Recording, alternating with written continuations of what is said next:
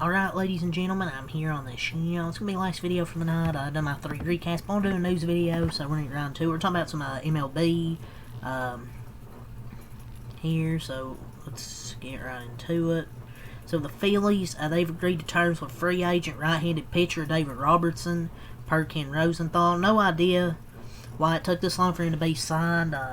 Potential steal of the deal here to help, this Phillies bullpen. They need bullpen help. I don't know how much money it was. It's probably, man, can't imagine it's a lot.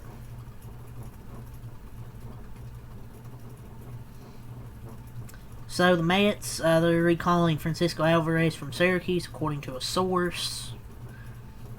So numerous scouts were at Coors Field for the Twins and Rockies game this afternoon, included scouts from the Yankees, the Phillies, the Rays, and Mariners, per P. Sanders, DP.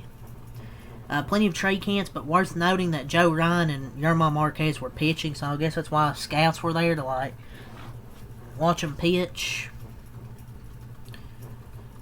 Yerman Marquez? Pandeo face.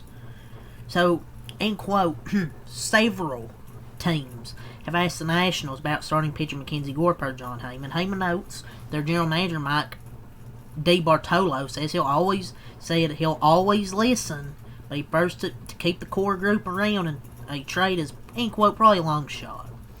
I mean, you don't trade your 26-year-old soon-to-be ace, even though he got lit up today. Terrible timing. But still, you don't trade him because he's basically your ace right now. If you trade him, I don't know what you're going to trade him for. I mean, you're not contending this year, so... So, the Nationals, they're letting teams know that these following players are available ahead of the trade deadline, per Bob Nightingale. Right-handed pitcher, Kyle Finnegan. First baseman, Josh Bell. Utility man, Ahmed Rosario. Right-handed pitcher, Mike Soroka. And first baseman, Nathaniel Lowe. If you get anything out of value for Josh Bell, I don't know, what are you gonna get here? The only thing that's worth trading for here is Kyle Finnegan. But other than that, I'm not sure else what you're gonna get for these players. The Yankees and Red Sox each sent scouts to watch D-back starting pitchers Zach Gallen and Merrill Kelly. I feel like the Yankees are gonna trade for one of those two. I feel like they're gonna trade for Zach Gallen, most likely. The Braves, they are expected to listen to trade offers on second baseman Ozzie Albies, outfielder Michael Harris, and catcher Sean Murphy this winter. So, not during the deadline. Seems a little strange, but whatever. The Dodgers, my Dodgers, they've discussed trades for the following relievers: Johan Duran, Griffin Jax, Felix Bautista, Ryan Helsley, David Bednar, and Emmanuel Clase. They'll get one of these guys. I don't know who. They're going to get somebody, because they need to get bullpen help. I would prefer to get Johan Duran. Maybe try to get him and Griffin Jax. I mean, try. Because I don't think they're going to get Clase or Bednar or Helsley. So I think your best bet is either Duran or Griffin Jax. The Athletics, they are not trading right-handed pitcher Mason Miller, and quote, have told teams they're wasting their time by even calling. His ERA isn't great this year. It was during that stretch where they lost so many games. He's been perfect the last 8 games. He had a little bad stretch, but he's not getting hit a lot. His batting average against him is 190. When he gets hit hard. For the most part, he doesn't get hit that hard a lot. The Minnesota Twins are listening to offers on starting pitcher Joe Ryan, but they are not expected to trade him. He's under team control through the 2027 season. Jimmy Herget, Rocky starting pitcher, he's generating trade interest. He's posted a 1.23 ERA over 22 innings pitched on the road this season. He's under team control through 2027. The Guardians, they're listening to trade offers on their relievers, including right-handed pitchers Cade Smith and Emmanuel Clase. He knows the prices on Smith and Clase are high, and the trade of either is, end quote, not too likely. Spencer Turnbull went to the Chicago Cubs. So yeah, that's the latest MLB deadline news there. So kind of some interesting stuff, I thought, there with possible trades. As the trade deadline means July 31st, so, you know, maybe we're going to see some trades coming soon, man. But let's get to some NFL next year. So, the Seahawks, they are releasing tight end Noah Fant. They announced. Man, what a waste of talent. Donald Trump, he's now threatening to potentially interfere with the RFK Stadium deal if the team doesn't change their name back to the Redskins. I may put a restriction on them that if they don't change the name back to the original Washington Redskins and get rid of the ridiculous moniker Washington Commanders, I won't make a deal for them to build a stadium in Washington. But keep the politics out of football. It's anything to distract from those files. This is weird behavior. Shouldn't even be involved with the NFL. It's a name change. Y'all have to like it. It can be Redskins, but you know what? It's the Commanders. I'm used to calling them Commanders. I don't get what the big deal is here. Shouldn't be involved with this at all. Want to put restrictions on a football team because of a name is crazy, man. But the Commanders' name's grown on me, man. I'm used to calling them the Commanders. Like, we don't need this shit. You don't need to interfere with football now, man. So, the Chiefs and edge rusher George Karlaftis, they reached an agreement on a 4-year, $93 million contract extension per Schultz report. I don't know, I wouldn't say it's an overpay. But it's kind of crazy. Everyone except the Bengals and Cowboys signing their edge rushers.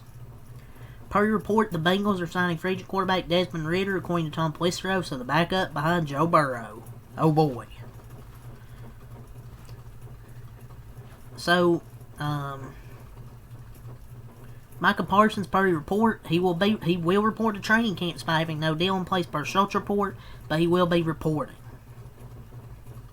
And hopefully he gets his bag. So, per report, a New York City pawn shop owner has pleaded guilty to buying and selling luxury items stolen by a national burglary crew, whose victims include Bengals QB Joe Burrow, according to the U.S. Attorney's Office.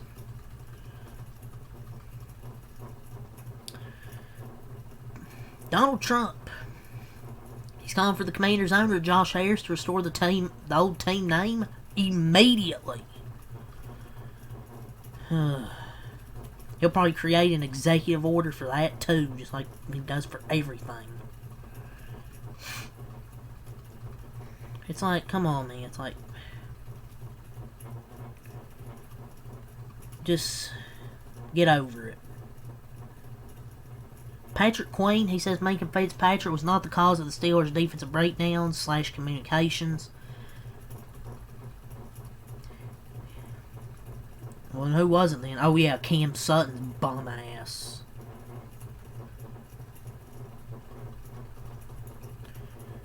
Justin Jefferson believes that wildcard teams with a better record should have home field advantage. Or win the division first.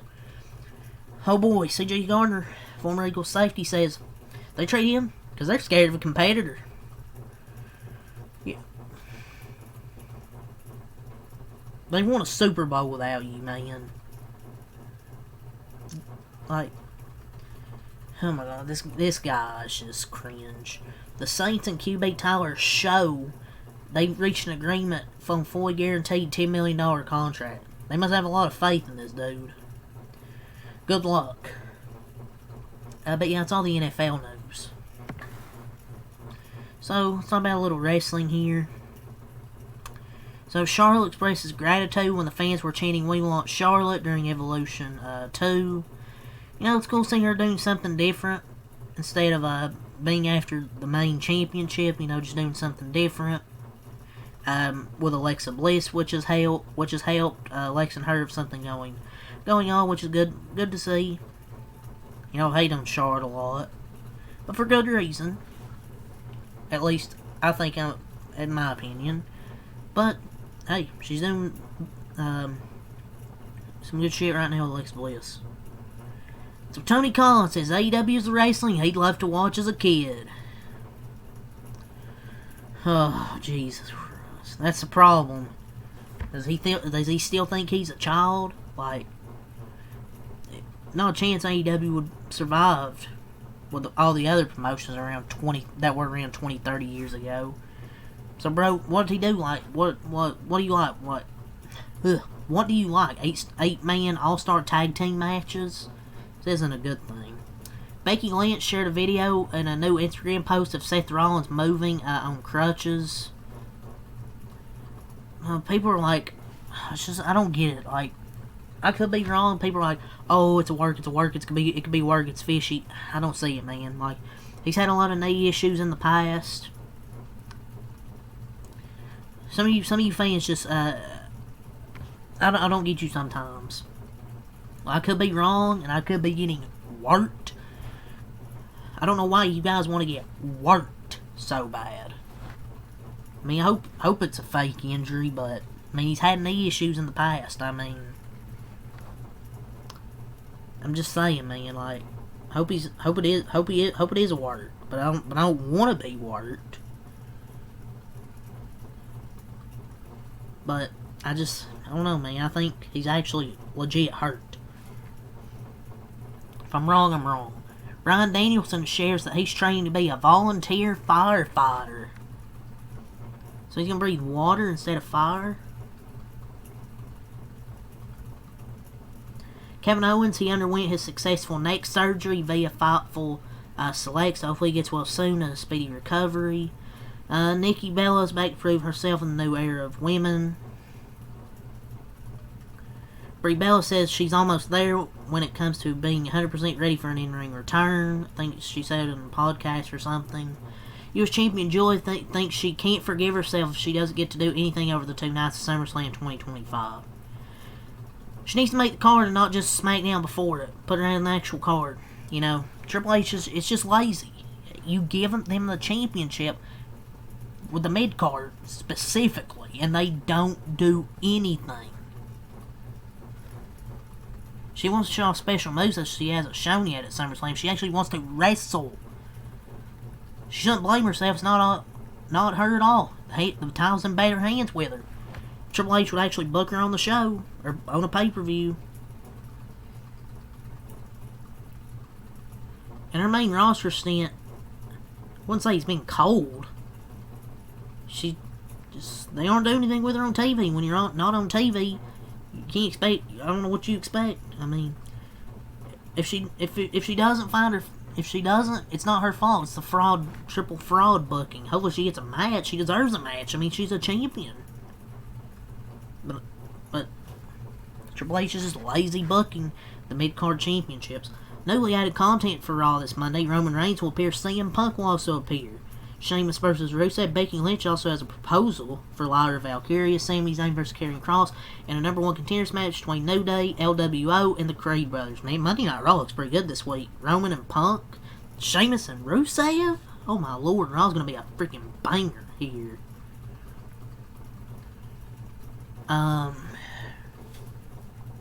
So yeah, that's all for that. So Kenny Omega to take time off AEW. So you already got Will Ospreay taking time off. Kenny Omega, he's now taking time off. So I mean, there's a lot of people taking time off. Jelly Roll has reportedly been training with Kevin Owens, Jacob Fatu, and The Undertaker ahead of his SummerSlam match. JDB reportedly has plans to position Ripley, Fatu, and Breakker to be the next top stars for the company, per Wrestling Observer. Oh, isn't Brie already the biggest star? She's already in that spot. What do you mean they have plans? She's already in that spot. It's been for a while now. She's already the top star. The reaction backstage of WWE when asked about Travis Scott's involvement, he doesn't like to commit to anything. He goes half in, tries other projects at the same time. And since he's a personal client of Ari, everyone tried to accommodate until it just became too much to deal with. So, pretty much why he sucks at everything. Jey Uso and Bronson Reed reportedly originally planned for SummerSlam. Oh God, I don't think that was ever the plan. At least I hope not. Will Ospreay's injuries are said to be worse than thought, and there's no time frame for how long he will be out. Damn, that sucks. But that's all to say here. Until next time, out. Peace.